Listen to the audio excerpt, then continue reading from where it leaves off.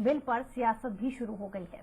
BJP के हर नेता केंद्र सरकार के इस कदम को ऐतिहासिक बता रहा है, तो दूसरी तरफ कांग्रेस इसे चुनावी झुंझुना बता रही है।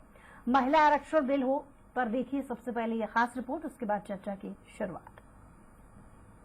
महिला आरक्षण बिल लोकसभा में पेश किया गया है। इस बिल के कानून बनने के बाद लोकसभा और राज्यों की विधानसभा चुनावों में महिलाओं के लिए 33% रिजर्वेशन लागू किया जाएगा। ये विधेयक परिसीमन के बाद लागू होगा या इसे 2024 के लोकसभा चुनाव के पहले ही लागू किया जाएगा। महिला आरक्षण विधेयक को लेकर यह एक बड़ा सवाल है। इधर छत्तीसगढ़ के सीएम भूपेश बघेल ने कहा है कि महिला आरक्षण विधेयक परिसीमन के बाद ही लागू होगा, लेकिन अभी तक जनगणना नहीं हुई है। संसद के विशेष सत्र में महिला आरक्षण विधेयक पेश कर दिया गया है। बड़ा सवाल यह है कि बिल कब से लागू होगा। सीएम ने यह भी कहा है कि इस पर लोकसभा में चर्चा होगी। बिल के अध्ययन के बाद ही तय होगा कि इसे किस आधार पर लागू किया जाएगा। बिल को लेकर कई मुद्दे हैं जिन पर चर्चा की जाएगी। कैबिनेट ने क्लियर किया है, अब उसका अध्ययन करेंगे, अब उसकी चर्चा होगी किस प्रकार से लागू होगा। अभी करेंगे कि उसके बाद 2027 के परिसीमन के बाद होगा। अभी तो जनगणना नहीं हुआ है, तो परिसीमन किस आधार पे होगा, ये भी एक विषय है। तो बहुत सारे सवाल हैं। अभी अब लोकसभा में चर्चा होगी तो सब सदस्य लोग उसको बात रखेंगे। मुख्यमंत्री वहीं संसद में पेश हुए महिला आरक्षण बिल को पूर्व मुख्यमंत्री डॉक्टर रमन सिंह ने माइलस्टोन बनने के लिए इसे फैसला बताया है। उन्होंने कहा कि महिला बिल को पीएम नरेंद्र मोदी ने मंजूरी दिलाई है। नई संसद बिल पर ऐसा फैसला माइलस्टोन बनने के लिए किया जा रहा है। ये महिलाओं की उन्नति की दिशा में कदम है। ये फैसला बड़ा फैसला है। साथ ही बीजेपी की महिला विधायक ने संसद में पेश हुए बिल पर खुशी जाहिर की। विधायक रंजना साहू ने कहा कि पूरे देश भर के सभी बहनों के लिए हर्ष की बात है। नई संसद भवन में पहला विधेयक महिलाओं से संबंधित है। आरक्षण से लोकसभा और विधानसभा में महिलाओं का प्रतिनिधित्व बढ़ेगा। और महिलाओं की सिर्फ और सिर्फ संरक्षण की बात नहीं, उनके हितों के संवर्धन की बात भी भारतीय जनता पार्टी सरकार करती है और ये ऐतिहासिक क्षण के लिए बधाई मैं देता हूँ। महिलाओं का प्रतिनिधित्व बढ़ेगा। वो महिलाओं के विषय को, जो बहुत से ऐसे विषय हैं जो महिलाएं ही उस विषय को रख सकती हैं, महिलाओं से संबंधित, निश्चित रूप से अब हमारी बहनें जब प्रतिनिधित्व करेंगी महिलाओं से संबंधित सारे विषय, वो अपनी लोकसभा विधानसभा में रखेंगी। छत्तीसगढ़ की सियासत में इस बिल का किस तरह से असर होगा? अगर देखा जाए तो 11 लोकसभा सीटें हैं। इसके साथ ही विधानसभा में 90 विधायकों की संख्या है। महिला आरक्षण कानून के तहत महिलाओं को 33% या 1/3 आरक्षण देने का प्रावधान है। ऐसे में इस कानून के पास होने के बाद छत्तीसगढ़ की 11 लोकसभा सीटों में से 3 सीटें महिलाओं के लिए आरक्षण हो सकती हैं। रायपुर से स्वराज एक्सप्रेस के लिए हेमंत शर्मा की रिपोर्ट। तो इस मुद्दे पर खास चर्चा के लिए हमारे साथ विशेष पैनल मौजूद है। कांग्रेस नेता नीता लोधी जी हमारे साथ जुड़ गए हैं, बीजेपी नेता किरण बघेल जी हमारे साथ जुड़े हैं और साथ ही वरिष्ठ पत्रकार राम अवतार तिवारी जी भी हमारे साथ जुड़े हुए हैं। सबसे पहले रुख कांग्रेस की तरफ करेंगे। नीता लोधी जी, बहुत स्वागत आपका।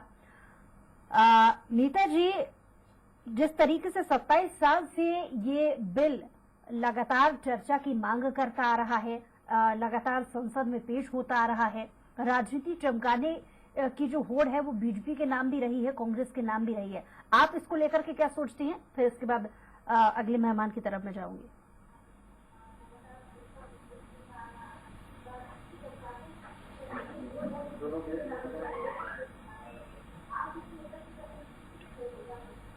हेलो हेलो जी नीता जी, आपको आवाज मिल रही है?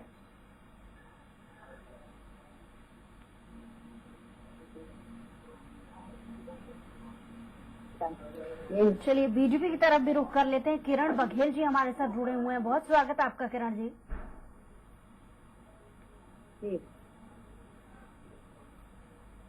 किरण जी, आपको आवाज मिल रही है? हाँ, आवाज आ रही, बोलिए बोलिए। किरण जी, 27 साल से संसद के दोनों सदनों से पास होकर भी कानून नहीं बन सका, लेकिन कहा जा रहा है कि मोदी है तो मुमकिन है। आपकी क्या सोच है?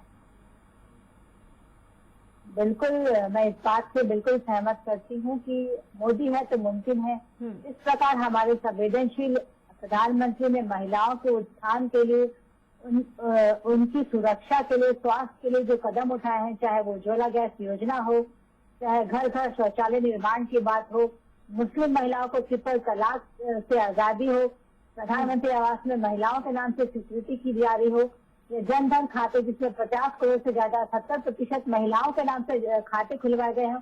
तो कहीं ना कहीं हम देख सकते हैं हमारे यशस्वी प्रधानमंत्री महिलाओं के उत्थान को लेकर, उनके सशक्तिकरण को लेकर बहुत शुरू से संवेदनशील रहे हैं। चाहे राष्ट्रपति पद में एक अनुसूचित जनजाति की महिला की नियुक्ति हो, तो कुल मिलाकर मुझे लगता है कि आने वाले समय में ये विधेयक एक मील का पत्थर साबित होगा और महिलाओं को जो पॉलिसी मेकिंग में भी सहभागिता मिलेगी और महिलाएं उस तरह राजनीति में आने के लिए प्रोत्साहित भी होंगी।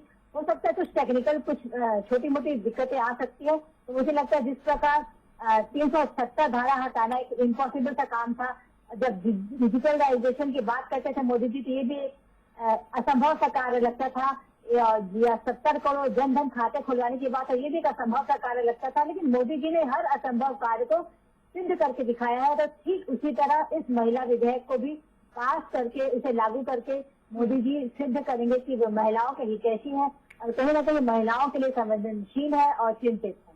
ठीक है किरण जी, लेकिन इस बिल के बारे में खास बात ये भी है कि ये वही बिल है जो कांग्रेस के शासनकाल के समय भी पेश किया गया था, बीजेपी के शासनकाल में भी पेश किया गया था, लेकिन शक्ति वंदन अधिनियम इस बार इसे नाम दिया गया है। सवाल ये कि जब दोनों ही प्रमुख पार्टियां समय समय पर अपने कार्यकाल के समय में इस बिल को सामने रखती आ रही हैं और इस पर अपनी राजनीति चमकाती आ रही हैं, विपक्ष की तरफ से मौजूदा वक्त में ये सवाल पूछा जा रहा है कि क्या महिला आरक्षण बिल संसद के पास हो जाने पर 2024 के चुनाव में भी लागू किया जाएगा? इस बात को लेकर विपक्ष सवाल उठा रहा है, क्या कहेंगे?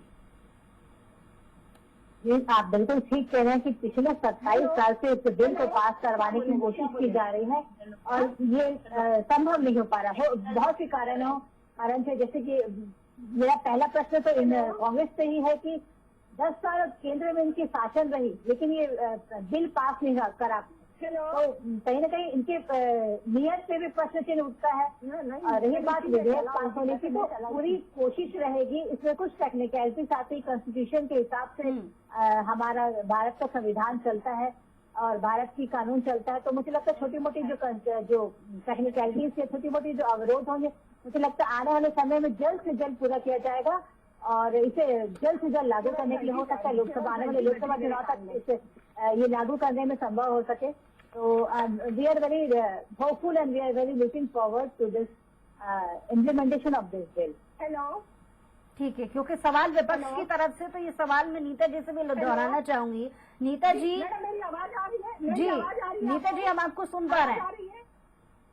ओके, थैंक यू जी नीता जी, क्योंकि सवाल ही विपक्ष की तरफ से उठाया जा रहा है, तो इसलिए ये सवाल मैं आपसे भी चाहूंगी कि अगर मान लीजिए ये इस बिल को लागू 2024 के लिए भी लागू कर दिया गया, तो क्या पूरे तरीके से ये बिल लागू हो पाएगा?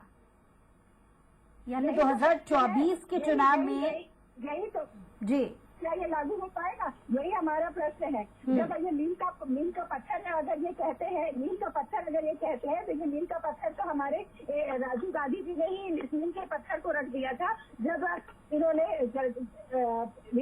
अपना विधेयक पास किया था 73वां और 74वां जो विधेयक संशोधन हुआ था इसमें, और जिसमें हमें नगरीय निकायों में, स्थानीय निकायों में आरक्षण मिला था महिलाओं को। और जब हमारी मनमोहन सिंह जी की सरकार ने 9 मार्च 2010 को राज्यसभा में इसको पारित कर दिया, तब पास होने के बाद भी जब अगर नरेंद्र मोदी की भारतीय जनता पार्टी की अगर नीयत साफ थी, अगर ये वाकई अगर लागू करना चाहते तो खुशी तो तब होती जब जब इनकी सरकार बनी, नई सरकार बनी 2014 में, हम इसको लेके आते तब समझ में आता। ये तो मात्र देखने से ऐसे लगता है कि ये चुनावी छलावा ही मात्र है। आप ये बताएं 2011 के बाद 2021 में जनगणना। ठीक है, किरण जी से इसका जवाब ले लेते हैं। किरण जी, 2021 में जनगणना। मैं नीता जी के माध्यम से पूछना चाहती हूँ, जब इस बिल का प्रारूप माननीय राजीव गांधी जी के द्वारा रख दिया गया था, तो 10 साल तक किरण जी आपके पास नीता जी की बात पूरी हो जाने दीजिए जी। उसके बाद अब जब 2026 में सीटों का परिसीमन, और इनके विधेयक में खुद ही लिखा है कि पहले जनगणना होगी, उसके बाद परिसीमन होगा, उसके बाद ये आरक्षण लागू कर पाएंगे। तो आप ही बताइए, क्या ये इतने जल्दी संभव है? तो ये कर पाएंगे कि केवल चुनावी सनसनी खेत फैलाने के लिए और चुनावी एक शगुफा इन लोगों ने दे दिया है, ये महिला आरक्षण ध्यान में ले आए। मैं कांग्रेस पार्टी हमेशा से महिलाओं का सम्मान करती है और महिलाओं के हितों के बारे में सोचती है और वो काम करती है। ये बात आपने ठीक है, जवाब ले लेते हैं, जवाब ले लेते हैं। किरण जी, विपक्ष का ये दावा है, ठीक है नीता जी, किरण जी जवाब कि क्या विपक्षी नीता, किरण जी सुन रही हैं आप, सवाल आपसे। जी बोलिए बोलिए। क्या विपक्ष का ये दावा सही है कि महिला आरक्षण बिल पास हो भी जाए तो 2029 के चुनाव से पहले महिलाओं को फायदा नहीं मिल पाएगा? देखिए नीता जी को मैं ये बताना चाहूंगी कि शुरू से ही कांग्रेस का जो चरित्र है वो दो आर्थी रहा है, दो चेहरे वाला रहा है। जब ये बिल पास नहीं हो पा रहा था तो ये भाजपा के ऊपर आरोप लगाते थे कि महिला विरोधी है और एक्स एंड जेड वाई जो भी लगाते थे। जब हमारी सरकार ने, जब मोदी जी ने साहस दिखाया इस असंभव और एक ऐतिहासिक निर्णय को सदन में लाने का, ये साहस दिखाया, तब ये अब ये उसके लागू होने पर सवाल उठाते हैं और ये कहते हैं कि चुनाव को देखकर ये किया जा रहा है। तो अपना दो चेहरा कांग्रेस ना रखे। जब इनकी 10 साल की यूपीए की सरकार थी और ये इसका नियम राजीव गांधी जी के द्वारा रख दिया गया था, तो क्या कारण है नीता जी 10 साल के शासन काल में भी आप लोग ने ये बिल पास नहीं करवा पाए? मैं यही कहना चाहूंगी कि जो गोल मारता है वही सिकंदर होता है, जो जीता वही सिकंदर। इस बिल को लाने का साहस अगर मोदी जी लाते हैं, अगर आप दिया जाएगा तो मैं समझ भी पाऊंगी।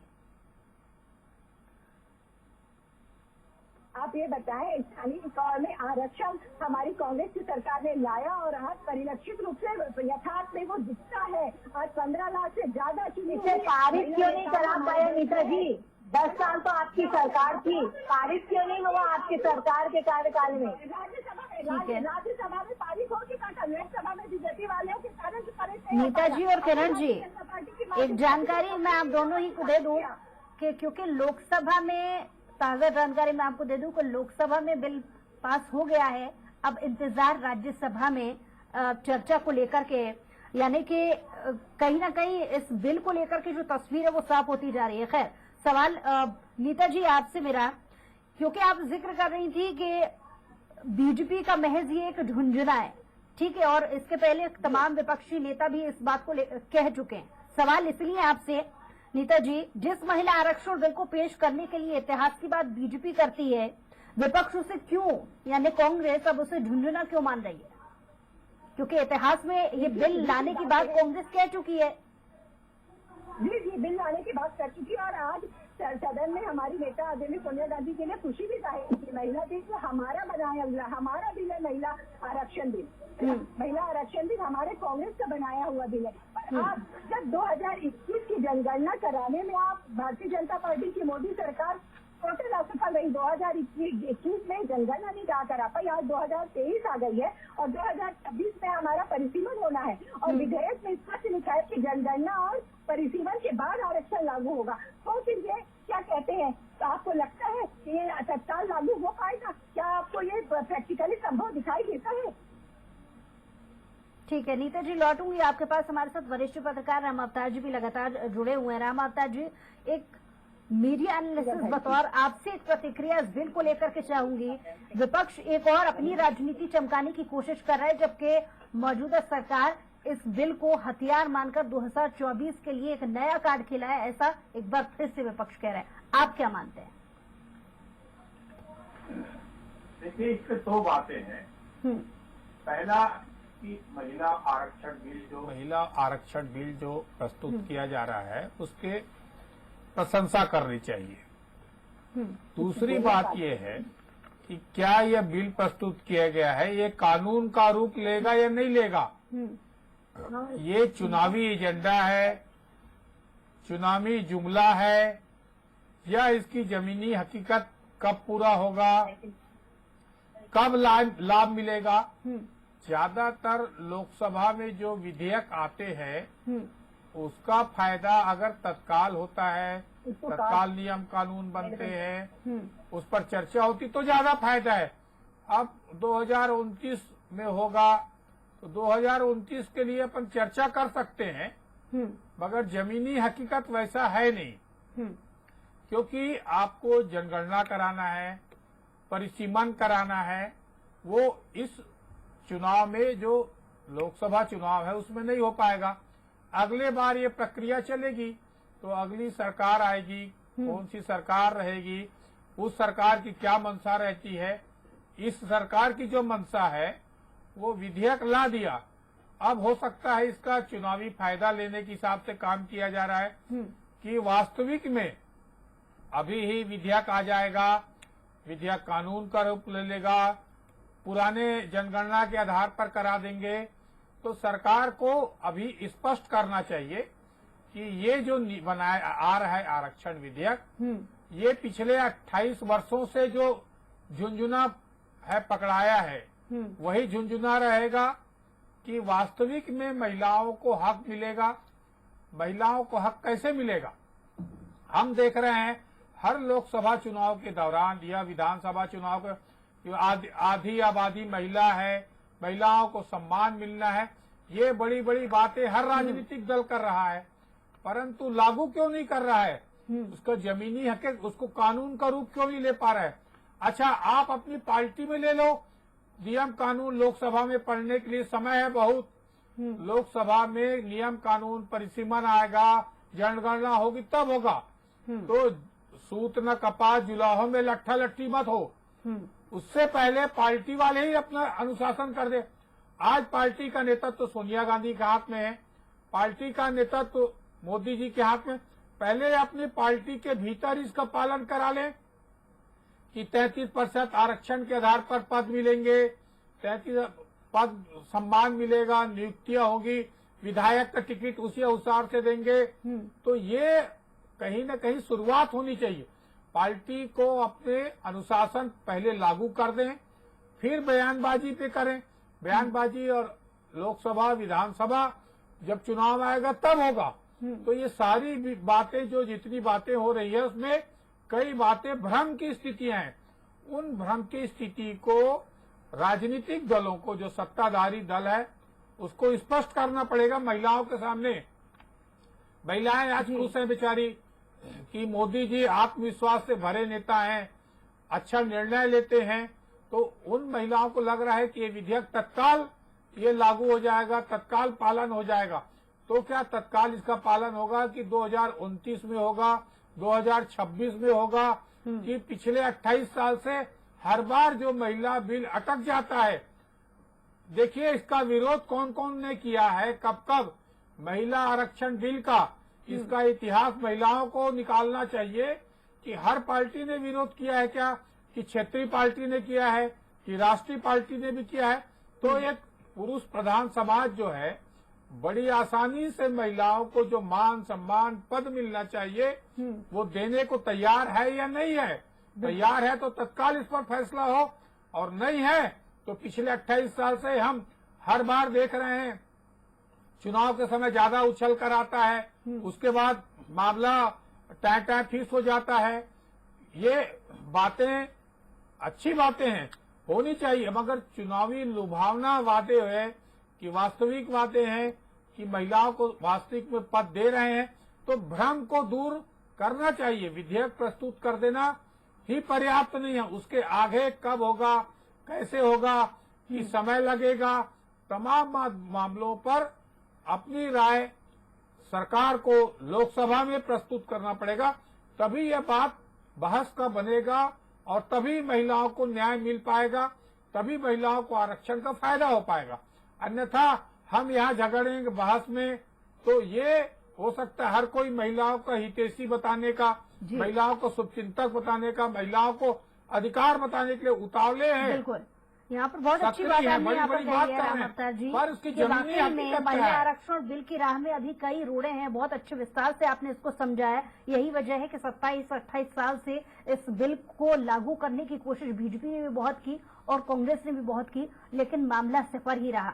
किरण जी, यही सवाल अब राम अवतार जी ने भी उठाया, वही मैं दोहरा रही हूँ कि अगर बिल से अभी तुरंत फायदा महिलाओं को नहीं मिलने वाला है, अगर इसे मान लिया जाए, क्योंकि अभी इस पर डिस्कशन या कोई अंतिम फैसला लेना अभी राह बहुत दूर है, तो विशेष सत्र बुलाकर अभी बिल पेश करने की जरूरत क्यों पड़ गई? मामला 27 साल से राजपाल है, कहीं ना कहीं किसी न किसी को तो इसकी शुरुआत करने की, बिना शुरुआत के अंत संभव नहीं है। साहस दिखाया है माननीय नरेंद्र मोदी जी ने। हमेशा से जुमला वाली पार्टी है, ये जुमला दिखाती नीता है। जी पहले मेरी बात तो सुन लीजिए। नीता जी आ रही हो, आपके पास ही आ रही हो, पहले किरण जी की बात सुन लेते हैं। जी जी, तो वही मैं कहना चाह रही हूँ, इसकी शुरुआत किसी न किसी को करना था और ये नेक कार्य का शुरुआत मोदी जी के हाथ में शायद ईश्वर ने लिखा था, इसीलिए शायद उनके हाथों से हो रहा है।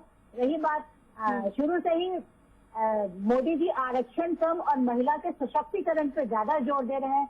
जैसे मैंने बताया ना कि इस बार 78 सांसद चुन के आई थी भाजपा से, और अगर आप विधानसभा चुनाव के भी देखते हैं, पिछली बार तो भाजपा ने लगभग 14 महिलाओं को टिकट दिया था चुनाव लड़ने के लिए। तो शुरू से भाजपा महिलाओं के सशक्तिकरण के लिए, उनके उत्थान के लिए तत्पर रही है। मोदी जी की योजनाओं को तो आप देख ही सकते हैं, सुकन्या समृद्धि योजना हो, जनधन खाते हो, उज्ज्वला गैस हो, शौचालय निर्माण हो, इन सब में महिलाओं को केंद्रित किया गया है, महिलाओं को ध्यान में रखती सब योजनाओं की शुरुआत की गई है। तो मोदी सरकार और भाजपा सरकार शुरू से ही महिलाओं के लिए संवेदनशील रही है और उनके उत्थान और सशक्तिकरण के लिए सदा से तत्पर रही है। आरक्षण की बात तो अभी आई है, महिलाओं का सशक्तिकरण का काम तो भाजपा शासनकाल में बहुत पहले ही चालू हो चुका है। रही बात आरक्षण की तो नीता जी आपसे सवाल, लागू भी हो ठीक है जाएगा। किरण जी, अब नीता जी से सवाल ये है कि आखिर कांग्रेस को क्यों ये चुनावी झुंझुना लगने लगा? क्या महिला आरक्षण बिल के आ जाने के बाद, एक मिनट सुन लीजिए सवाल, विपक्ष को क्या अपना सियासी नुकसान नजर आने लगा है? बिल्कुल नजर आने लगा है और ये डर गई है अपनी हार से, बहुत ज्यादा वो डर गई है। भारतीय जनता पार्टी बिल्कुल समझ में आ गया है उनको कि वो उनकी हार सुनिश्चित है, इसीलिए ये आरक्षण का झुंझुना केवल लोक भावना वादे में सामने की ओर से दिखा रही है, ताकि लोगों का ध्यान हटे, चाहे वो चाइना के अतिक्रमण से हो, चाहे भ्रष्टाचार से हो, चाहे महंगाई से हो, चाहे अदानी के घपलों से हो, चाहे विभिन्न योजनाओं से हो। इसे भटकाने के लिए ये महिला जो आधी आबादी कहलाती है, इसलिए इनको लोग लुभाने वादे या नीता जी, क्योंकि समय की कमी है, जरूरी सवाल जो मैं आपसे बहुत समय से लेना चाह रही थी, मैं चाह रही हूँ कि इसका जवाब भी आप दे दें। नीता जी सुन लीजिए सवाल। नीता जी, क्योंकि समय की कमी है, सवाल आपसे जरूरी मैं चाह रही हूँ कि इसका जवाब भी मिल जाए। जी कांग्रेस केंद्र से अगर बात कर ली, केंद्र के हवाले से बात कर लीजिए, कांग्रेस समय समय पर ये कहती आई है कि महिला आरक्षण बिल को कांग्रेस ने अपने कार्यकाल में लाने की कोशिश की थी, मनमोहन के समय उन्होंने लाने की कोशिश की थी। क्या आपको नहीं लगता कि कांग्रेस भी क्रेडिट लेने की राजनीति कर रही है?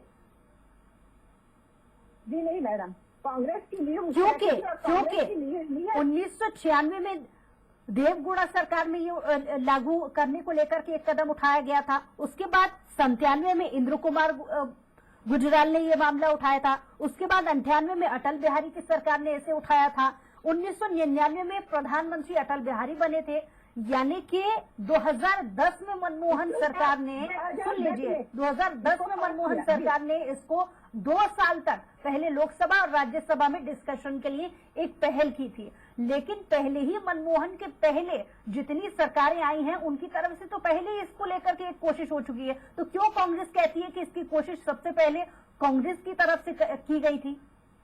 राजनीति चमकाने का काम तो कांग्रेस भी कर रही है।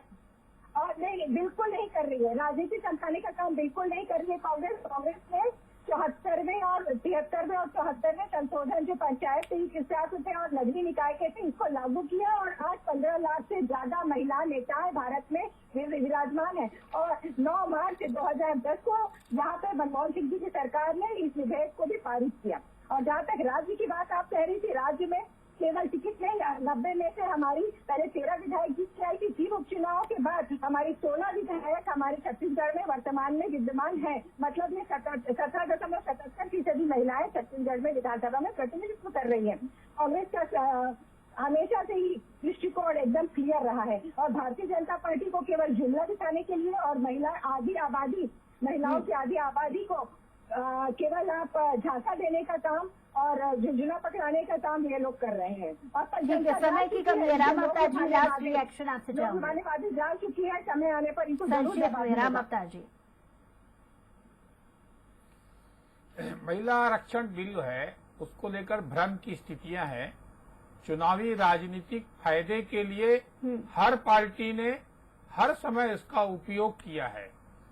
अब कृपया इन राजनीतिक दलों को महिलाओं को हक दिलाने में आगे आना चाहिए, क्योंकि अब महिलाएं जो है समाज में तेजी से हर क्षेत्र में प्रभाव रख रही हैं। उनकी बौद्धिक क्षमता, उनकी कार्य क्षमता का परिचय वो हर क्षेत्र में देने लगी है। तो संवैधानिक अधिकार जो उनको मिलना है वो बहुत लंबा हो गया। भाजपा को ही फायदा हो जाए, भाजपा अगर जल्दी इसको लागू कर दे, तत्काल लागू कर दे तो भाजपा को फायदा होगा। तो फायदा लेना तो सब चाह रहे हैं, महिलाओं का कि वोट का फायदा मिल जाए, मगर उस पर फैसला करने के बाद जमीनी स्तर पर उतार कर लागू करने का काम आज तक नहीं किया गया। देखो, पंचायत चुनाव में, नगरीय निकाय चुनाव में महिलाओं का आरक्षण दे रहे हैं, लोकसभा और विधानसभा में देने में कतराते हैं। तो ये क्यों? क्या आप अधिकार देने से डर रहे हैं क्या? आपने कही कि अगर बीजेपी इसको तुरंत ही लागू कर देती है तो कम से कम इसका फायदा बीजेपी को मिलता नजर आ रहा है, वरना रोड़े यहाँ पर बहुत है। बहुत शुक्रिया राम अवतार जी अपनी प्रतिक्रिया देने के लिए। नीता जी आपका भी बहुत शुक्रिया हमारे साथ जुड़ने के लिए। किरण जी आपका भी बहुत शुक्रिया हमारे साथ जुड़ने के लिए। तो महिला आरक्षण बिल की राह में अभी रोड़े कई हैं, देखना होगा कि इसका फायदा किसको कितना और कब मिल पाता है। बहरहाल हमारी खास पेशकश में इतना ही। कुछ और खबरों के लिए देखते रहिए स्वराज एक्सप्रेस।